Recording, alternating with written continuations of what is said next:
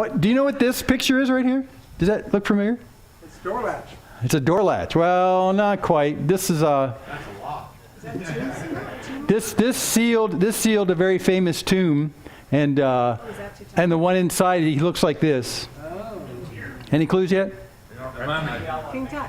The outside of his mummified tomb looked more like this.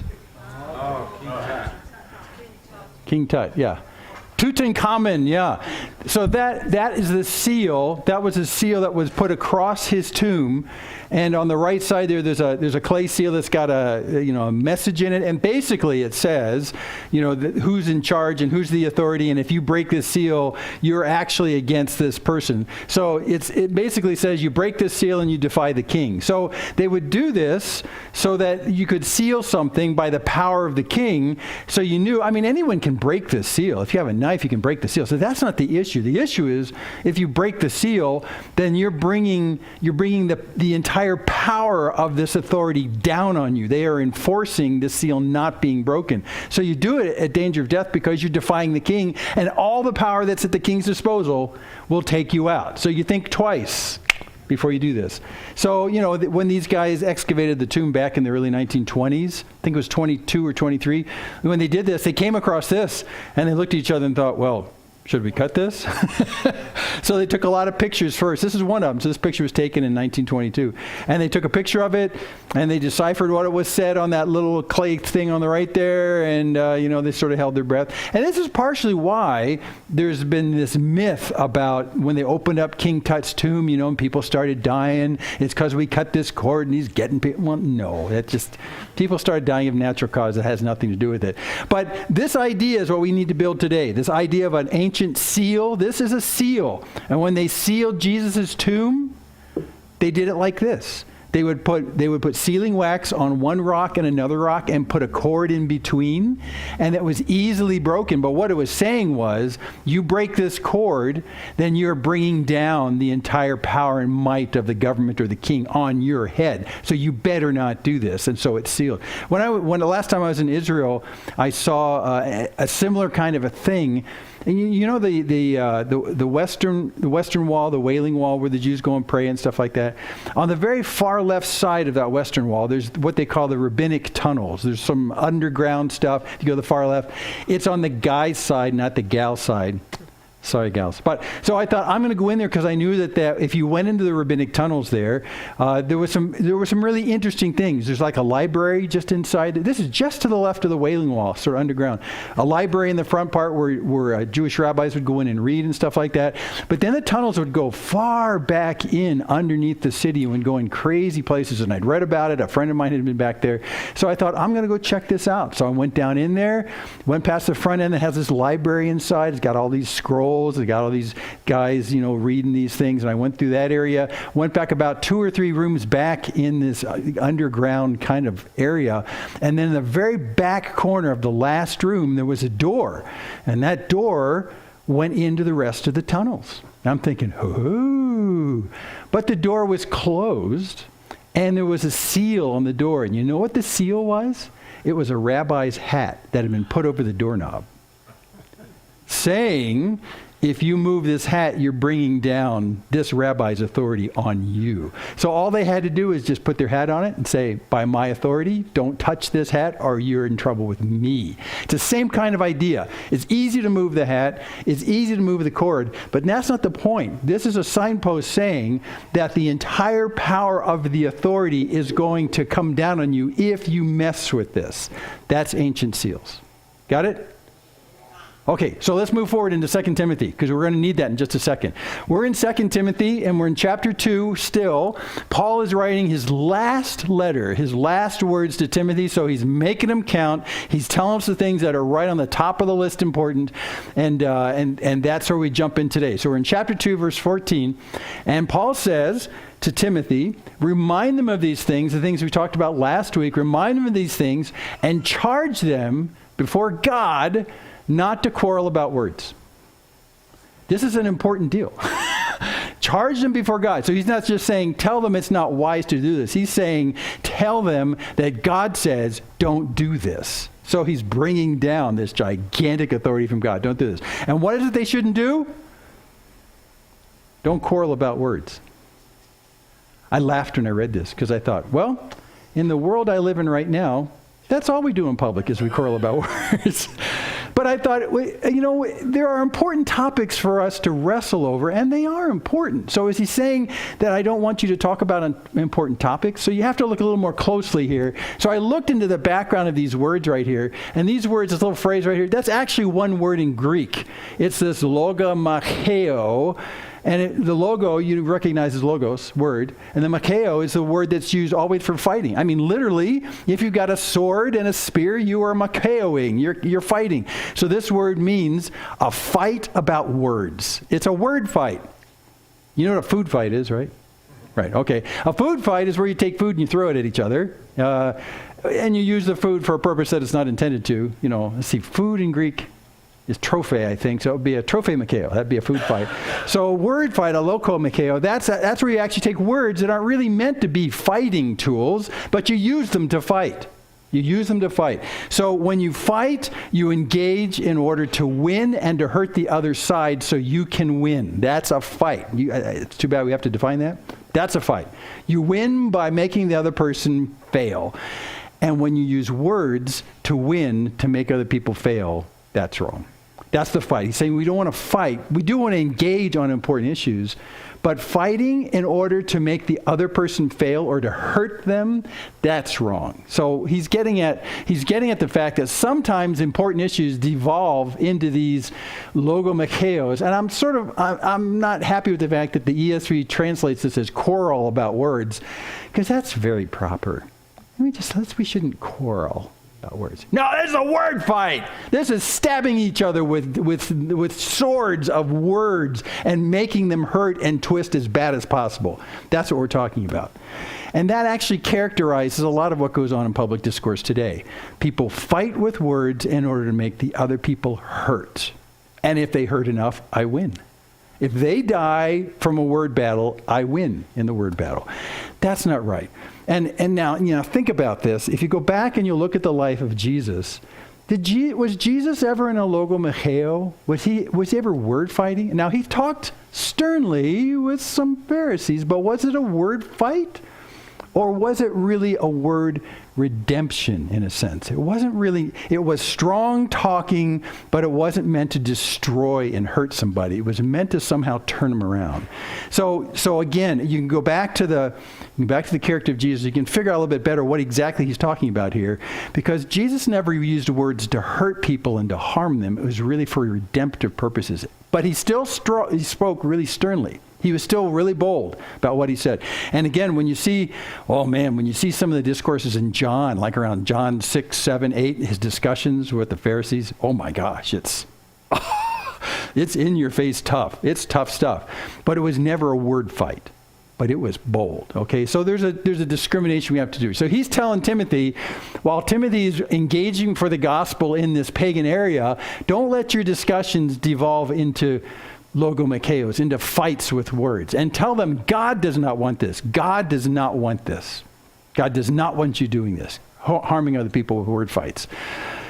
Which does no good, which I like this, just because I had a Greek page up, which does no good. It actually is two words that means not even one thing, useful. That's a good translation, which does no good. But it's like, there's not a single thing, which is what the first word means. There's not a single thing that's useful about this. Well, wait a second.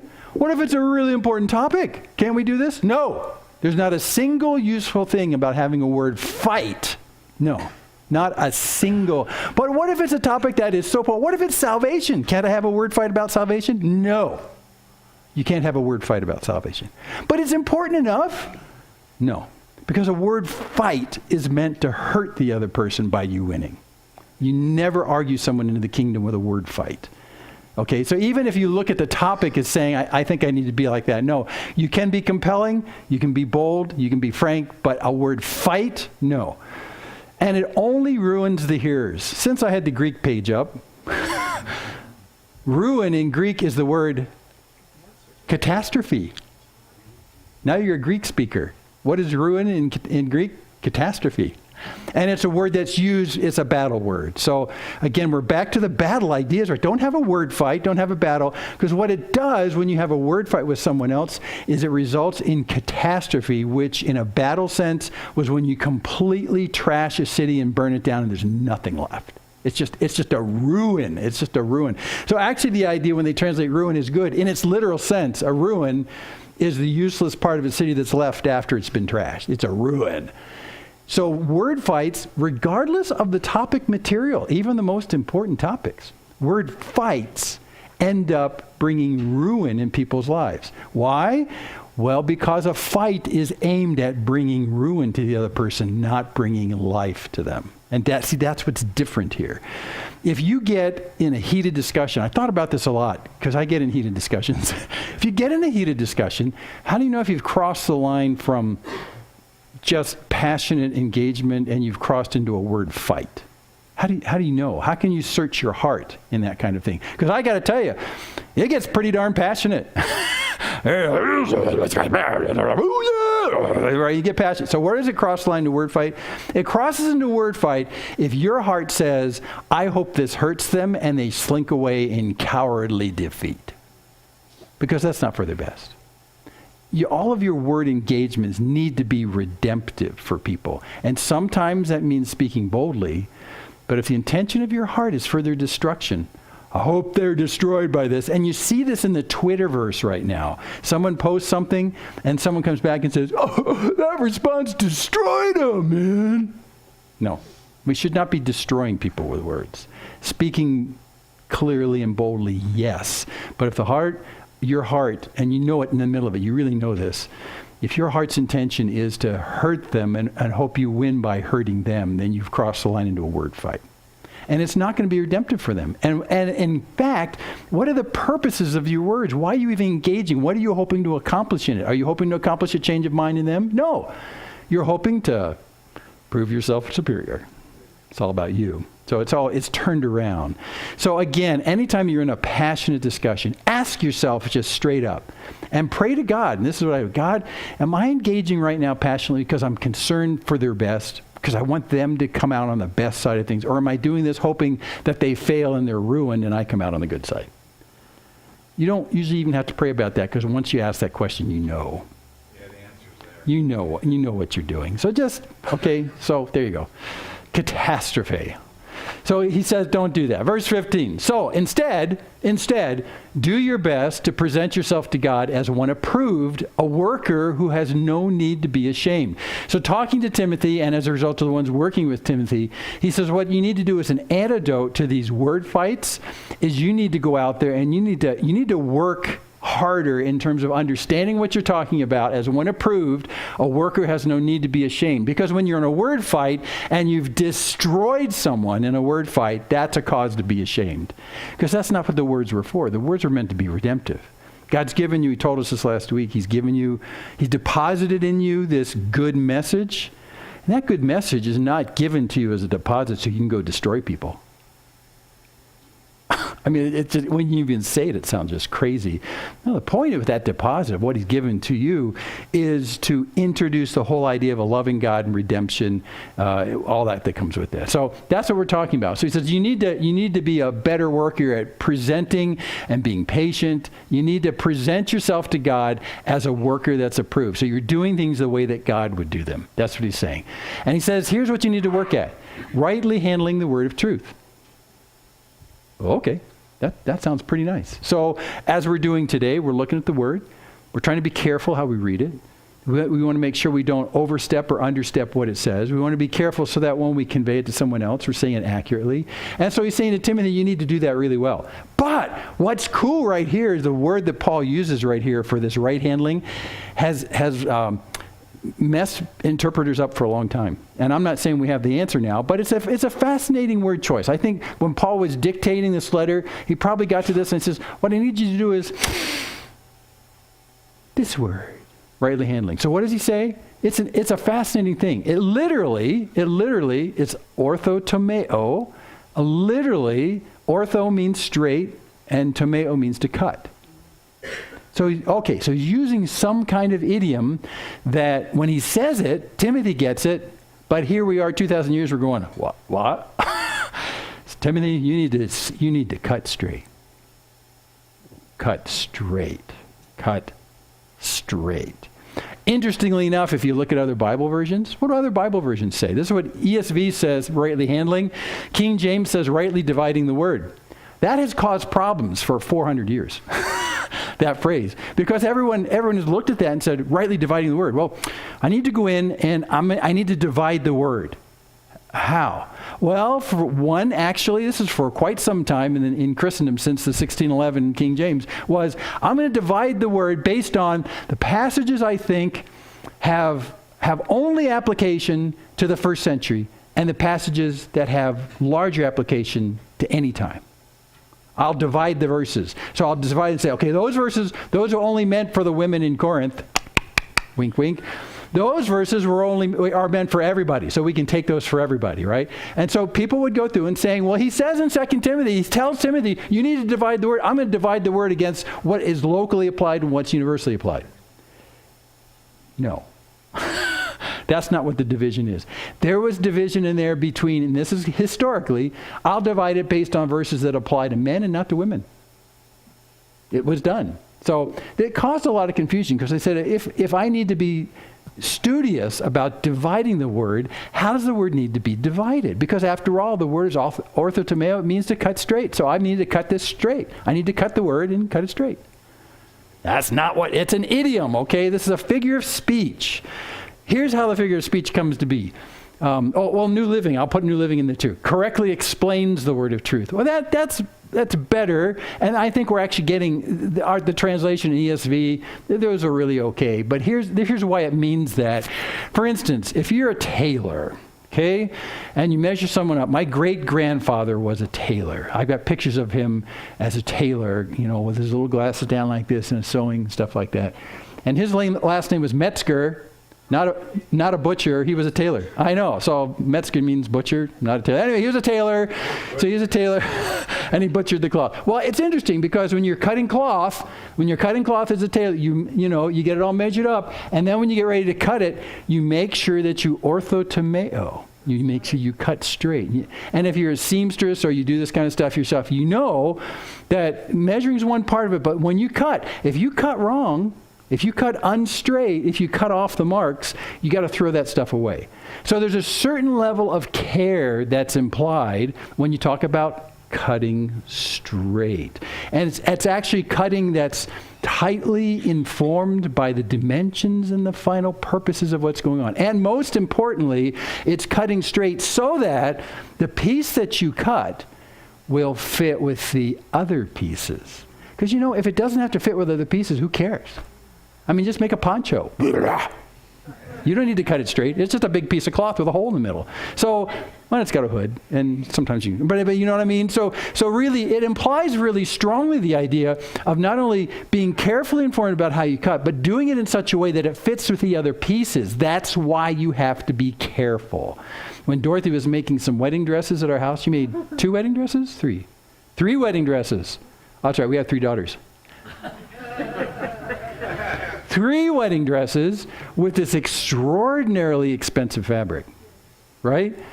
So you measure, and then you cut very carefully, and you want to make sure, and right? So you're very careful. And this is the image that Paul's trying to give us. This whole very careful idea of knowing how you need to cut it, but doing it with extraordinary care, because if you don't, it won't fit with the other pieces. Now, why would Paul use that particular figure of speech? Remember what he did as a sideline? He made tents. And when you're cutting large pieces of cloth with tents, it's very important that you orthotomeo. You got to make the tent a little smaller. Oh, you make the tent smaller. Whoops! Right. It's a 3-person tent. Oh no, it's a 2-person tent. Oh, okay, it's not a tent anymore. Yeah, it's about hanging straight, knowing what to ply on the fabric. It's a lot of stuff. But again, it's the whole idea that cutting is a careful process you do with great consideration, because you can trash a lot of expensive stuff, and you want to do that so that in the end the whole fits together. This word was also used for people who did masonry. So when you do masonry, this is actually one of the walls in Jerusalem. When you do masonry, you have to cut those blocks. You have to cut them to size. And you have to do it very carefully, because if you cut it wrong, it won't fit in the wall. If you cut it too small, there'll be too much of a gap in the wall, and you can't fit it with enough stuff. So it's not like here where, if there's a big gap in your concrete blocks, you just put more mortar in there. You really can't do that here. These are fitted together with no space between them. So again, it was used right there too. Again, the idea is when you cut it, you take extraordinary care as a craftsman would, so that you don't wreck the whole. So that's all encompassed in this figure of speech. So how do you apply this to what he's asking Timothy to do? He's telling Timothy that as you carefully care for the Word of God, make sure that the way you interpret it is not out of line, so that it will not fit with the whole. Isn't that a cool idea? That's what he's, and we deal with this today. When you interpret the Bible, the best way to figure out whether you're orthotomeoing the word well is to see if your conclusion fits with the fabric of the whole. You let the Bible check on the Bible. That's a fundamental thing you do when you read the Bible. If you just take a tiny little swatch of the Bible and you read that, and then you develop an entire religion around it, hey, look at that. I see baptism for the dead. Let's make a religion about it. But if you take that little thing and you're not actually fitting it into the whole fabric, you're prone to make gigantic mistakes. So the idea that he's telling Timothy is, when you look at a passage of Scripture, take extraordinary care in how you interpret it, and make sure that as you symbolically cut the edges of it, you're trying to cut out what you think it's saying, that it fits with the whole. It must play with the whole, or else if it doesn't play with the whole, maybe what you did is you cut the piece wrong. It's a great figure of speech. Rightly handling, that's actually a really good translation, but there's so much more in the figure of speech that probably comes out of Paul's doing his stuff. Today we have a figure of speech we use. If you're a carpenter, you measure twice and cut once. So it implies strongly you need to take great care before you get to your conclusion on what you're going to do with that piece. That's the idea. So Paul is telling Timothy, take that kind of care. Be that careful with every piece of the word, and be careful because it needs to fit in the whole of God's revealed word. Don't go nuts. So that's what he's talking about. It's a wonderful figure of speech. Okay, and then he says, as opposed to that, verse 16, avoid irreverent babble. I'm going to put that in my office somewhere. We need to avoid irreverent babble. We got much better things to do. We avoid irreverent babble, for it'll lead people into more and more ungodliness. Irreverent babble. Irreverent babble. Oh, this irreverent word up here, I looked at that too. I love my computer tools to look at the Bible. Babelos, it's two things. And this, again, is a fascinating word choice that Paul makes. The word fundamentally means two things. One is a threshold. So when you walk out of your house, there's a threshold at the door you walk over. And when you're on this side of the threshold, you're inside. When you're past the threshold. So the threshold delineates inside from outside. So one word is clearly threshold in Greek. The other word, this is a compound word, is this idea of trodden or public or common things. Like gross stuff. I mean, the best picture, this will help. So here's a street scene in Havana, Cuba. And if you know streets worldwide in third world countries or worse, you know that the public street out front is not only just a place where you walk, it's a place where your sewer is too. So when you cross the threshold leaving your house, you're crossing from a clean, controlled, something sort of environment into an area that's contaminated with common, trodden, dirty stuff, right? And the threshold is what separates the two. That's what separates the two. So this whole word gives you this word picture, this figure of speech word picture of walking from a controlled, clean environment into a place that's full of yuck. That's this word. So here's this idea. The idea of irreverent isn't just that it's kind of,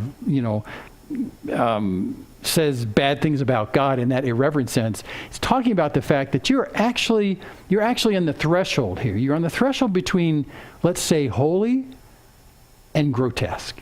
You know what I'm saying? A lot of households, we take off our shoes when we go inside the house because when you go outside the house, your shoes are walking on trodden junk.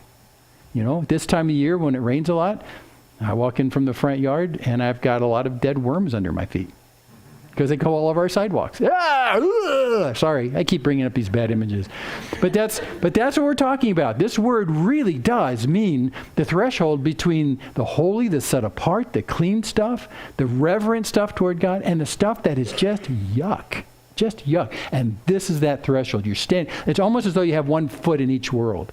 So when he's talking about this irreverent babble, he's talking about this babble that just isn't in your face God. It's where you actually are trying to mix the holy world of who God is, sinless, righteous, pure, with the world that is trodden, that you walk on, that's junk, that's icky, that's open sewer from God's perspective.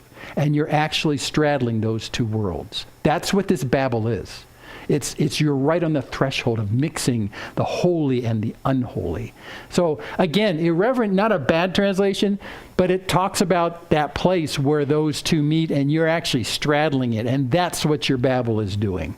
You're actually having these conversations with people who are trying to mix as they straddle this threshold. They're trying to mix the holiness and righteousness of God with totally fallen yuck.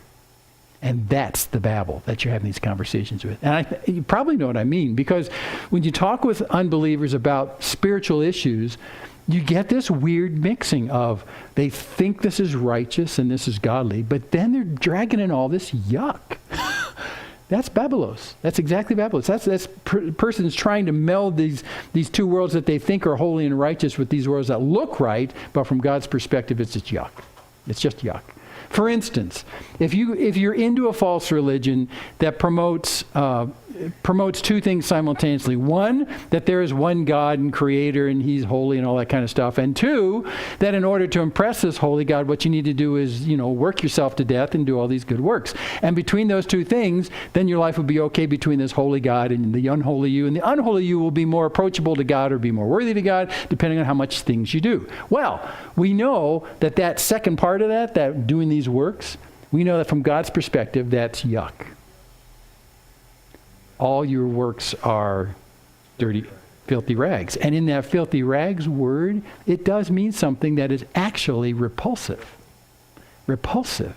So here you have perfect Babelos in action right here when you talk about this kind of stuff. Works righteousness and a holy God. And half of that sounds right because you have the right holy God. But to think that this holy God would be impressed with your works that are like a filthy rag, that's Babelos. So in a lot of the discussions Timothy's probably having with people are promoting a semi-good idea about who God is, maybe, but then they bring in this other junk, which is basically only meant to be trodden upon, to be walked on in filthy junk. Just filthy ideas that just don't work. So that's what he's talking about. He's telling Timothy, don't engage with this kind of babbling with people because you're trying to mix two worlds that should never mix. It'll just lead people into more and more ungodliness, which is why this threshold word is really nice. Because he's saying, if you engage in this threshold between these two worlds, the holy and righteous and pure world and the yuck, trodden world, you're just going to lead people further over the threshold into the dirty side. And that's what the last part of the sentence means. You're going to start them on their path by straddling it on the threshold, and then eventually you'll be on the total yuck side. Yeah, that's what he's saying. So don't even engage in these conversations. These are basically borderline religious issues. So instead of being in your face anti-religious issues, these are conversations that come up with people where people think they're having a spiritual discussion with you, but because they think it's sort of religious, and from your perspective, you'd call it borderline religious, borderline threshold, but it's really not. From God's perspective, it's yuck. You can't mix those two worlds. You can't mix them. So that's what we're talking about. So be careful of those. And 17, and their talk will spread like gangrene. Here's a picture of gangrene. No pictures of gangrene today, because the picture you just put in your mind is probably a lot worse. But he's saying that these discussions of these threshold issues of the holy and the unholy will spread among people, and they'll trade them with one another, and it'll actually grow without much effort, just like gangrene does. Gangrene grows when it's unattended. It just does its stuff. It says, just don't engage in this stuff. It grows like gangrene in the congregation. Don't even engage in it. Their talk will spread like gangrene. And then it goes on and says, among them are Hymenaeus and Philetus. We're naming names today. Yes, sir, we are. He's saying this has already happened, and you know what I'm talking about, Timothy. These two guys have engaged in this, and you've seen this happen. So use them as examples. By the way, Hymenaeus, we've seen him before in 1 Timothy. This is what Paul said in 1 Timothy. By rejecting this, some have made shipwreck of their faith, among whom are Hymenaeus and Alexander, whom I have handed over to Satan that they may learn not to blaspheme. Whoa, that's pretty big. So handed them over to Satan so they'll learn not to blaspheme. So what they were doing was blaspheming, and in a redemptive fashion, Paul handed them over to Satan. Says, you're not even going to be slightly associated with what we're doing for Christ. You're just out of here hoping that someday they'd wake up and go, what are we doing? What are we doing? This is crazy talk. So, blaspheme. So this, to Paul and to us, this is really important stuff. You really don't want to mix holiness and issues of who God is with unholy, well-intentioned, but yucky best thoughts of people. It just doesn't go. I mean, we have to keep those two separate, because with Hymenaeus and Alexander and Philetus, it did in fact cause gangrene. So Paul's just calling to mind, that's what happened to these guys. And what did they do? They swerved from the truth. I like that choice. They swerved from the truth. They didn't trounce on the truth. They didn't deny the truth. They just kind of slowly swerved from the truth. And by the way, that's where the lion's share of our error comes from. It isn't from going over here. It's from going just a little at a time, just stepping off. And again, that's where that biblos word is really nice, because the threshold idea basically starts to mix in the discussions something that's unholy, that's not right. And after a while, you start building a core understanding that's just slightly wrong. And from day to day, it doesn't seem like you're going very far afield until you do this for a long time. You look back and you realize you're very far afield. What Paul says was blasphemy, in fact. So that's the gradual process. They swerved from the truth. They didn't stomp on it. They swerved from it. They swerved from the truth, saying that the resurrection has already happened. So now, not only has he given us an example between these two guys, so Timothy can think, oh, I see what you're saying, I got my example. Now he's actually giving us an example of a word. Remember he said before, don't word fight over words? Resurrection was a word fight. What? He's using the example of partially of what they were talking about that actually started to cause these problems. So what did they say about resurrection? We don't really know much, but we do that one phrase right there. The resurrection has already happened. That's what they're promoting. The resurrection has already happened. There's some context for the resurrection, because they were upsetting the faith of a lot of people. Why would that upset your faith? It would upset my faith. Because resurrection is talked about a lot. They talked about it from the Gospels. During this time, we know that the Gospels were going in circulation verbally and starting to in written form. You go back to John 5. This is Jesus speaking. Don't marvel at this, for an hour is coming when all who are in the tombs will hear his voice and come out. Those who have done good to the resurrection of life, those who've done evil to the resurrection of judgment. So if you know this, and someone's going around saying, oh, well, resurrection's happened already. Go, wait a second. If it has, and I'm supposed to be in one of those two groups, what? You see how this starts to kind of undo you? How about another phrase from Jesus? In John 11, with Mary and Martha after Lazarus died, Jesus says to Martha, your brother will rise again. And Martha said to him, oh, I know that he will rise again in the resurrection on the last day. So if you know that, and these guys are saying the resurrection has always happened, they're saying, then the last day has already happened. And where does that leave me? More. In Acts, Peter and John are speaking in public. And as they were speaking to the people, the priests and the captain of the temple and the Sadducees came upon them, greatly annoyed because they were teaching the people and proclaiming in Jesus the resurrection from the dead. So the resurrection was a backbone of the teaching in the early church, and it is for us as well. I mean, it's a big deal. Paul says in 1 Corinthians 15, if you don't believe in the resurrection, you're really toast. And not his words, my words. But I mean, you know what I'm saying. I mean, it's a big, big deal. So if someone comes to you and says, well, I believe in the resurrection, but it's already happened. By the way, when Satan wants to swerve you from the truth, he doesn't completely deny a thing. He just redefines it. So he doesn't come out and say the resurrection will never happen. He says, oh, yeah, resurrection will happen. But it's already happened. That's a pernicious lie. And it really disturbs the faith of those who are following Jesus because of the things Jesus said. These things really are disturbing. They upset the faith of some. Just one more as well. Look at this. John 14, Jesus is talking to the apostles in his farewell speech to the apostles. If I go and prepare a place for you, I'll come again and will take you to myself, that where I am, you may be also. Now, he doesn't say resurrection right there, but it's strongly implied right there. Well, what are you thinking when Hymenaeus and these guys are saying the resurrection has already happened? Did Jesus fall short on his promise to come back and get us? I mean, and that happened, and he didn't take me with him? This is a syndrome that many of us experienced in eschatology popularity in Christian circles when we make a movie called Left Behind. And you ask yourself, have I been left behind? Because according to what I know about the resurrection. So you can see why these guys spreading this lie would really disturb people. So they start asking themselves, was I left behind? Or maybe I'm not his to start with, right? All these things, when Satan cleverly mistranslates resurrection by having it already happening, these questions are disturbing the core identity of the believers. This isn't just a peripheral issue. The core, am I actually his? Do I belong to him? Did he come and he forgot about me, saying then that maybe I'm not his? You see how this is just totally undermining everything. It seems as though as a Christian, your entire foundation is getting kicked out from under you, which is why Paul was so adamant in 1 Corinthians 15 about resurrection. It's a big deal. Your identity is very much tied into the resurrection. Very much. So with these guys saying this kind of stuff, it's like gangrene. It's killing people.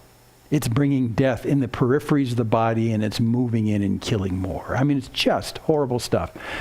So how does Paul answer this? Because now he's brought up this example, and he needs to kind of help us realize that we're actually okay. So in response to these doubts, he moves to the next verse. And he says, God's firm foundation stands bearing this seal. And he's going to address these two doubts right here.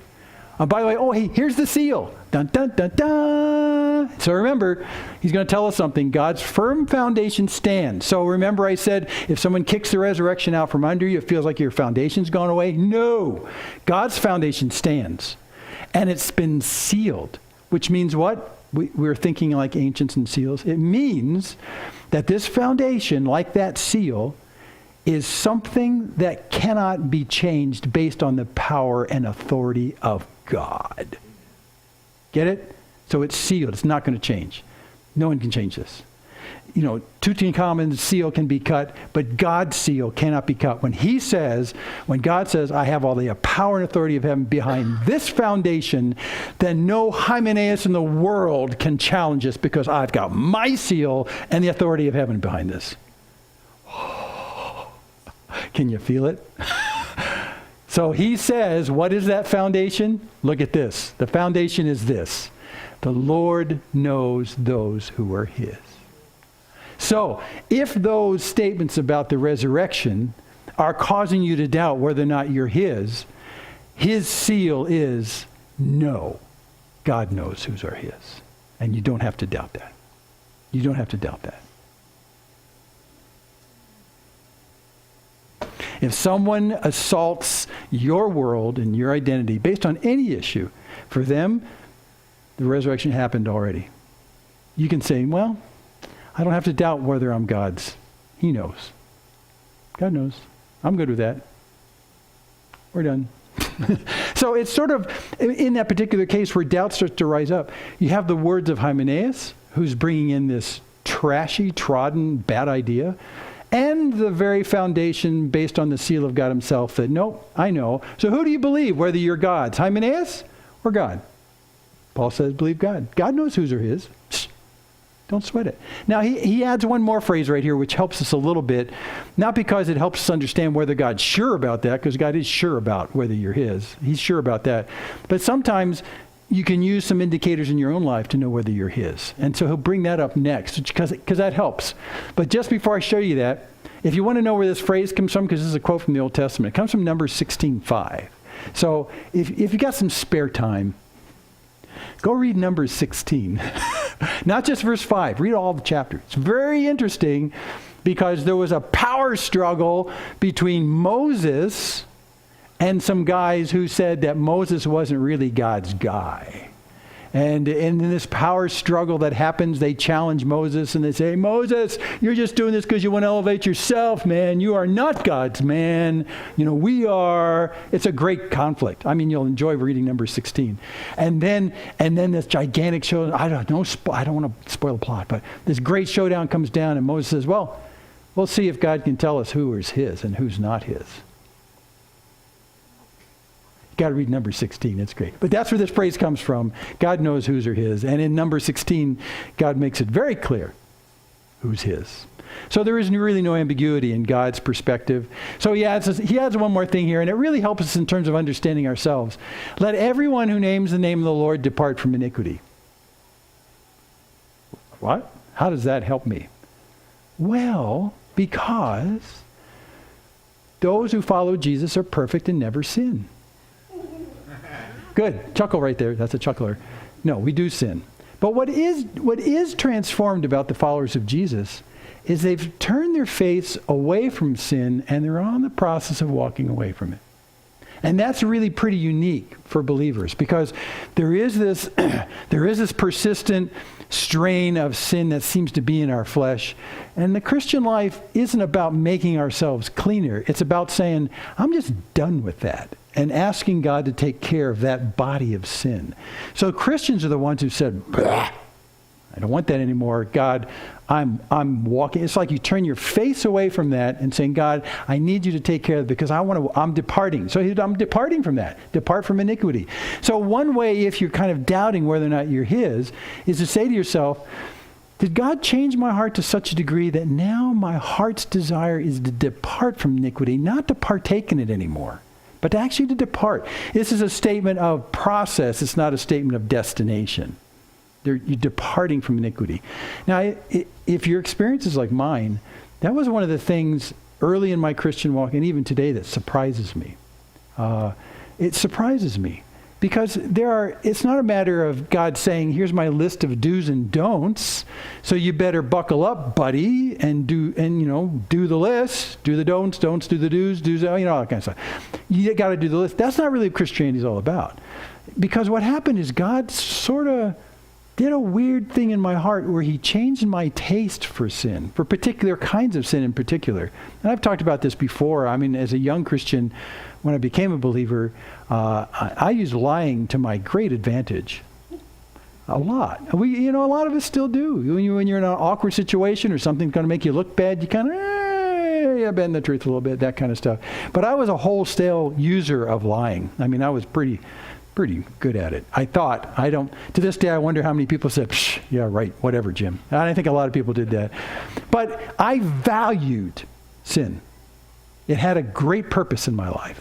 And when you talk to people who are not followers of Jesus, in many respects, in many kinds of sins, they still value that sin. It's got a great value in their life. Well, something clicked, and God started changing my heart where I don't just not do those things.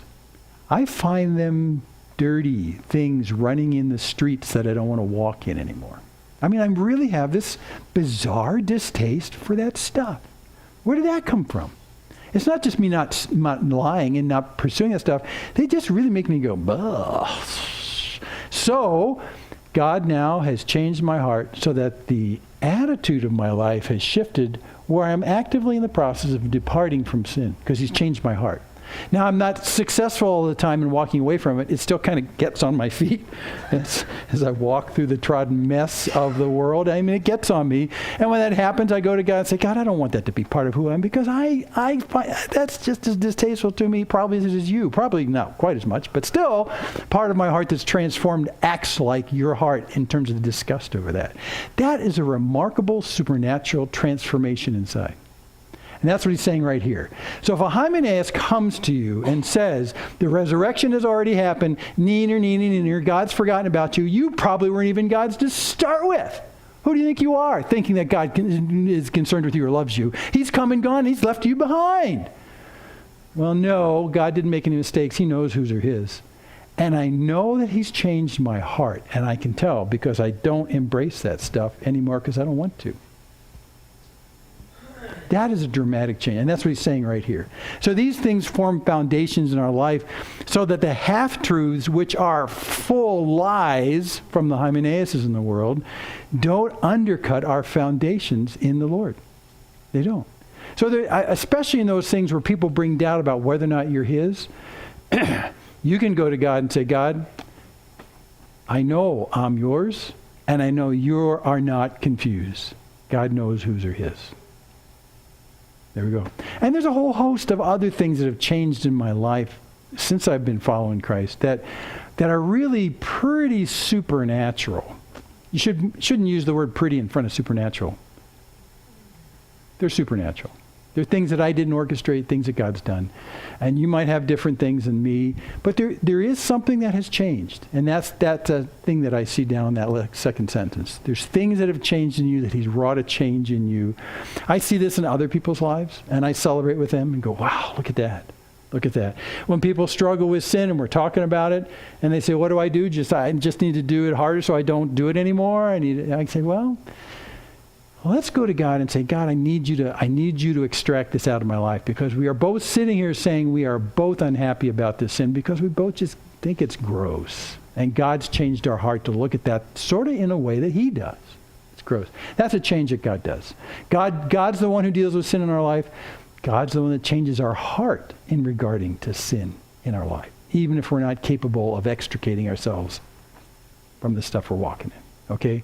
That's what Paul's getting at. The Lord knows those who are his. What an incredible seal. No one can break that. Power of heaven's behind that. Let everyone who names the name of the Lord. So this is the seal where I just wanted to leave with this picture this morning, because King Tut couldn't stop anyone from robbing his tomb. His seal had really no power behind it. And by the way, you would say, well, I don't know. That seal was on there for over 3,000 years. Those knots you see tied right there were tied for 3,000 years. And you'd say, wow, that's a seal. That's some good rope. Yeah, in fact, by the time David is king of Israel, he's crowned king of Israel, these knots have been tied for 300 years. Already, by the time David. I mean, you'd think that's a pretty good endurance, you know? No. It does capture the idea, though, that when God puts his seal on something, it means the entire power of heaven, God himself, the one who spoke and the universe came into being, that power is behind what he has promised. And that cannot be shaken. He knows the Lord knows those who are his. And for us to help us, let everyone who names the name of the Lord depart from iniquity, because he's the one doing that inside of us. That's the kind of seal he has on you. And by the way, too, Jesus does this when he prays for the apostles. When you look in John 14, 15, 16, 17, that section, he says, I haven't lost one. I haven't lost one of them, except the son of perdition. We knew he was not really in to start with, but that's my wording of it. But Jesus is saying, you know, the fact that God has you and you're his, no one can bust that seal. No one can bust that seal. And Jesus said, I kept him, and I've kept him. And he's kept you. So again, in this world of logomachias, of word fights, there is more going on than meets the eye. And part of that, especially in Timothy's situation, is to cause you, from Satan's perspective, to doubt the fact that you are God's. That's one of the key things he wants you to do. And one of the ways he does that, his most common way that Satan does that, is he accuses you of your sin before God. And what does that do? Well, Satan says, You know, God, you can't really love this person. You know they lie all the time, God? Do you know they're into all this bad stuff? You know that they betray their friends? You know they're all stuck up on themselves all the time? God, you can't love someone like that. And then we overhear that conversation. We say, yeah, that's right. I really am a dirtbag. And Satan's whole reason to do that isn't to get you condemned to hell. It's to get you to doubt that you're God's. But the interesting thing in the entire gospel, this good deposit that's been put in you, is that despite that sin, God has taken care of the problem of all the things that Satan tries to accuse you of, which, by the way, are true. There are things that are true about you in terms of how contaminated with sin you are. But all that's been taken care of. God has paid the price for that on your behalf. And now you are his, not because you're necessarily making yourself clean enough to be worthy of being called his, but because of what Christ has finished on your behalf. And so now, that's the seal of the universe. He died for our sins so that we can be included in God's family. And that seal cannot be broken. King Tut's got cut. That one doesn't get cut. The power of heaven's behind that. Okay, he's going to continue on in this discussion with Timothy next week. He's going to talk about more things he wants him to be sure about in the midst of all this junk that's talked about. But don't let anyone shake the fact that you belong to God, because you are. Because you are. Hymenaeus is blaspheming. That's why we're going to sing Blessed Assurance. Because we have this assurance. That's the seal that cannot be broken. So when Fanny Crosby wrote this, she wrote this to tell you that we have this assurance that just can't go away. It is the seal from all the power of heaven on you because of Jesus. Nice. In a real sense, and this will sound silly to you, but you know, that picture of that seal, instead of looking at that fragile rope and that silly piece of clay with its warnings on it and the powers of the king and all that stuff. Instead, what I see there is Jesus outstretched in front of that saying, no, I block everything to challenging the fact that you're mine. And I did that. And that can't change. The powers of hell have tried, and it's not going to change. That's what I see. That's the seal on us. Okay, blessed assurance. Father, thank you so much for this word to us, and we pray that you'd give us wisdom in our discussions with people on very important topics, especially religious topics and topics about who you are. Guard our hearts from shifting into logomachias, where we start these word wars that seek to make people be destroyed and ruined. Lord, we don't want to be involved in that. This treasure you've placed in us, this deposit of your word, of this good message, we pray that you'd give us wisdom through your Spirit that also lives inside us as we convey it to those who are looking for hope, looking for a sign that there is life that's abundant in some way that they're not finding yet. And that, Lord, you'd use us in powerful ways to speak the truth about how you have solved the problem of sin and death and hell by dying for us. May that message surround us everywhere we go and what we say. And Lord, we understand that there's people we see who fake a lot of their contentment in life, but behind closed doors and in private moments are despairing. And maybe more so now in our era, Lord, than many before, but there's just such despair and hopelessness.